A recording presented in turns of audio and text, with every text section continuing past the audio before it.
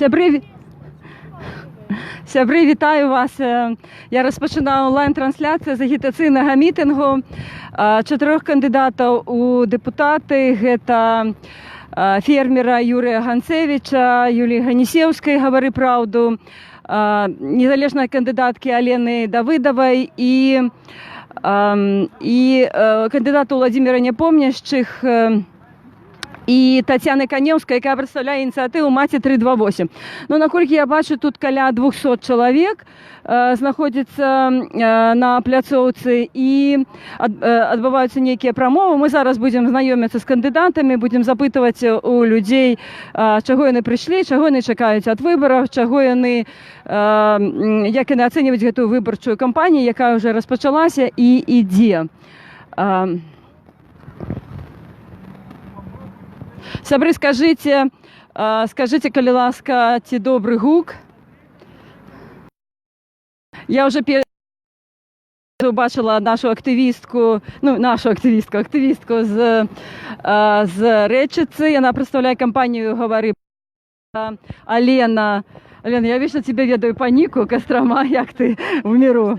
Аленочка, скажи, будь ласка, ці є твоя кандидатка, і з чим «Говори правду» пришло на эти выборы? Я ведаю, что вы представляете «Говори правду», так? Да, мы знаем, что здесь есть наша заявленная кандидатка Юлия Ганисевская, которая идет по Новобелецкому избирательному округу, вот, а я являюсь ее доверенным лицом, поэтому, естественно, мы не могли пропустить такое событие грандиозное в жизни этих... Лена, с чем «Говори правду» идет на эти выборы? Сейчас, Лариса, я знаю, что хочу предоставить слово еще одному нашему кандидату.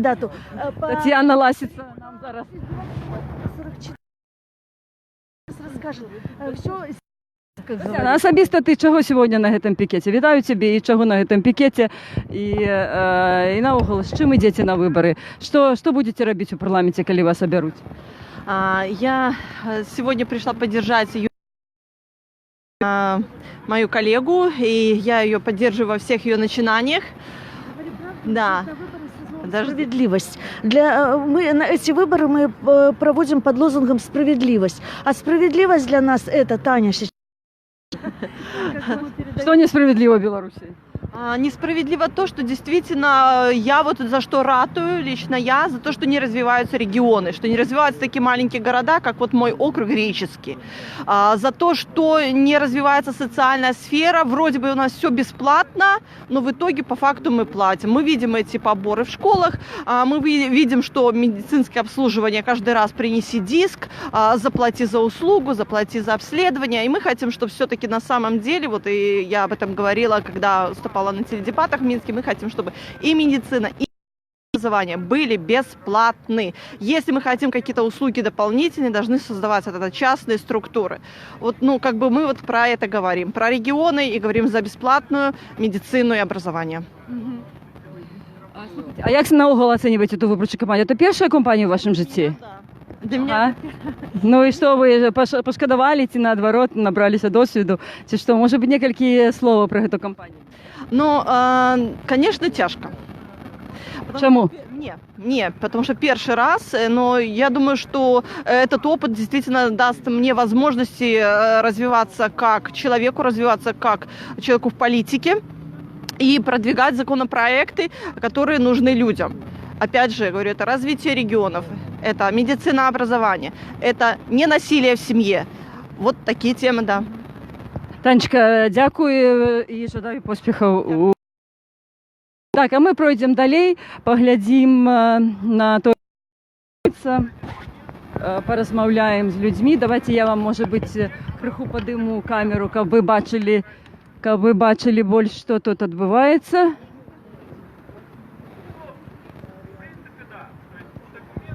Ось.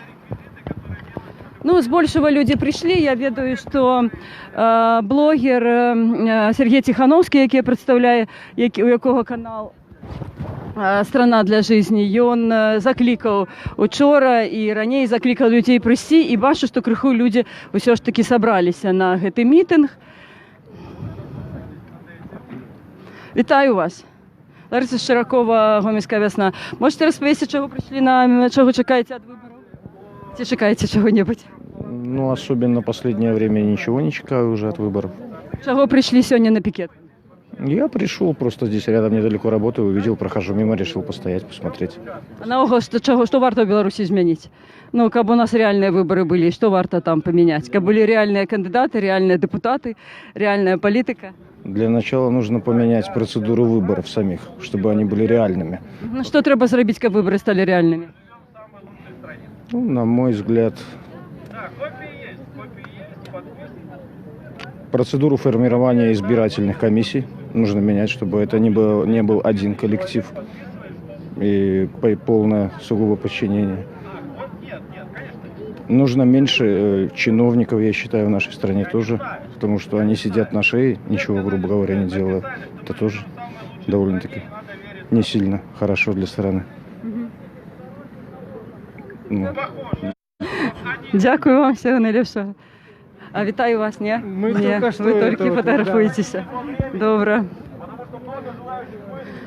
Вітаю, сябри, онлайн-трансляція Лариса Широкова, «Гомельская весна». Можете розповісти, чого прийшли на пікет? Нет, мы Мы просто без прохожие комментариев. смотрим, без комментариев. А будете удельничать? Будете голосувати в неділю? Я еще подумаю. А ви? Пойдем. Добре, дякую. Вітаю вас, Лариса Широкова, онлайн-трансляція. Можете розповісти, чого прийшли на пікет? Кого будете підтримувати?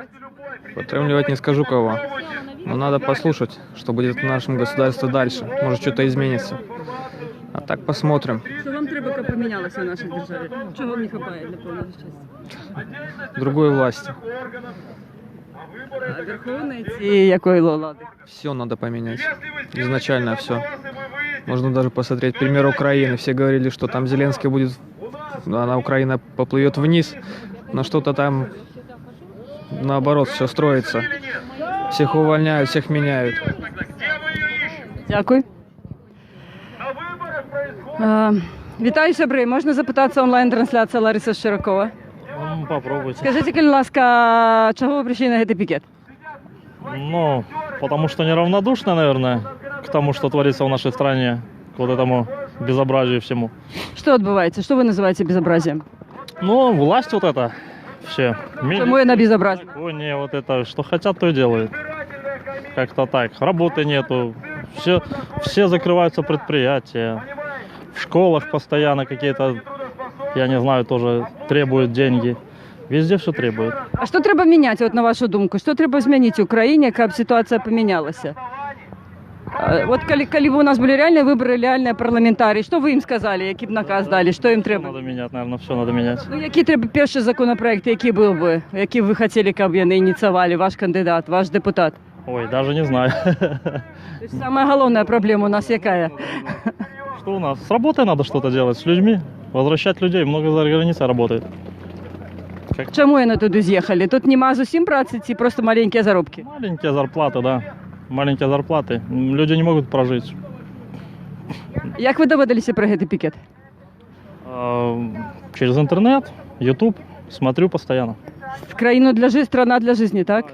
Мгм. Да, и мозгом все смотрим. Мгм. Все переживаем Дякую. за нашу страну. Спасибо. Вітаю, сябри. Я хотіла сказати, що одного із кандидатів у фермера Юрія Ганцевича, він, звичайно, приїжджає на пікет на тракторі на своїм, і його затримали міліціянти, і зараз тримають каля ГАІ. Ну, я міркую, що його відпустять прямо, коли скончиться цей пікет. День добрий. Можна запитатися, Лариса Широкова, «Гомельська весна»? Скажіть, чому ви прийшли на цей пікет? Чого чекаєте від виборів? Чи чекаєте чого-небудь від виборів? Чи вірите ви в ці вибори? Я верю в справедливые выборы. А в белорусские выборы? Верите? 50 на 50.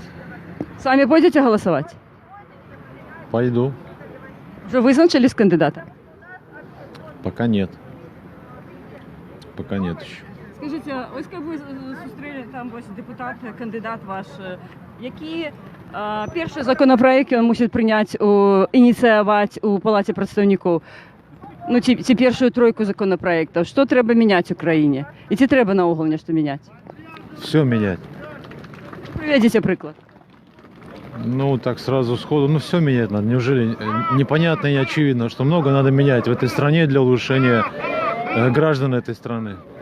Много чего надо менять. Дякую велике. Всього найліпшого. Приехал еще блогер из Вітаю. Давайте поглядім, що відбувається тут на пікеті. Вибачайте. Вілсад завжди тут. Здравствуйте! Я вам из солнечного Бобруйска. Я всегда говорил, если кто меня помнит, что мы братья и сестры. Когда мы делимся родами, у нас получается наш род, народ. И мы здесь главные. У меня к этой власти только один вопрос. Выборы, все это дело десятое. У меня только один вопрос. И кто из вас может перебить мою карту? Саша, где 700 тысяч человек? Дело сестраны. У Саши ответа нет. У нас полный стабилизец. Мы самая нищая нация Европы, кроме воюющих. У нас люди едут на Украину работать. На Украине война. Кому как удобнее. У нас нация кончает жизнь самоубийством. Очнитесь! У вас не будет детей. Нас выселят отсюда к ядрене матери. Сами уйдем, ловить нечего. Так и нас так и выселяют. Это является геноцидом. Как может быть в стабильном государстве минус 700 тысяч человек? И 40 миллионов долларов, которые народ-то не видел. Никто ничего у нас не видит.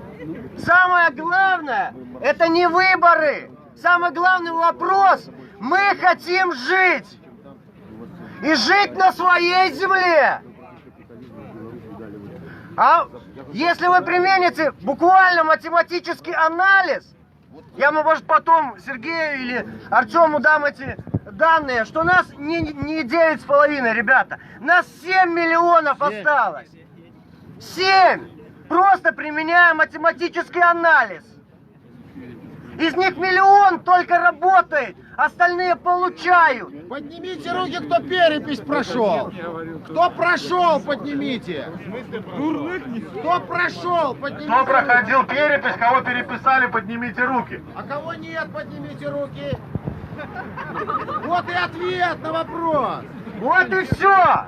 А данные мы получим. Возможно даже, что нас уже 15 миллионов. Эта власть настолько маразматична, что я ничему не удивлюсь. Ничему. Смертность у нас зашкаливает. Я не знаю, как у вас, я не знаю, где здесь кладбище.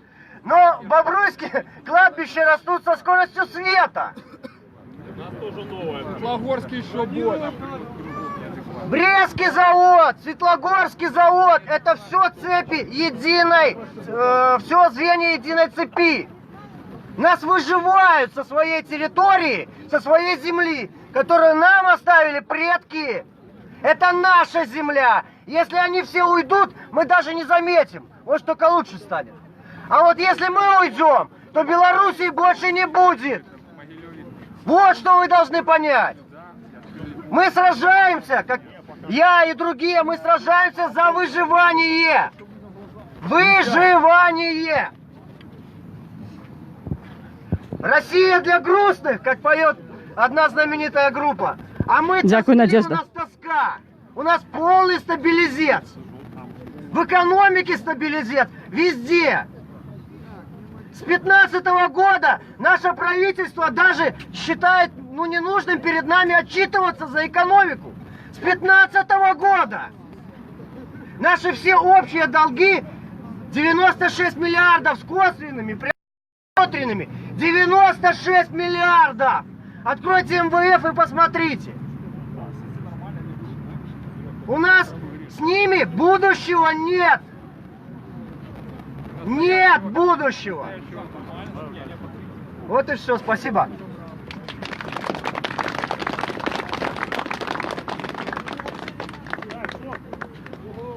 Еще у нас такой Юрий Глушаков, представь, вот за тобой стоит. Ты сделал такую высоту. Добрый вечер, уважаемые гомельчане, бобруйчане, светлогорцы, минчане. Юрій Глушаков, представник партії «Зелені». Я, честно говоря, не планировал выступать сегодня, но видя, сколько пришло моих земляков на эту встречу, решил все-таки пару слов сказать. Я буду краток. Темнеет уже. Тут много говорили о том, что у нас нет выборов. И это совершенно так. У нас не выборы, у нас просто шоу, которое власти ставят для того, чтобы отметить галочку «Прошла избирательная кампания». Поэтому, честно говоря, это мое субъективное мнение.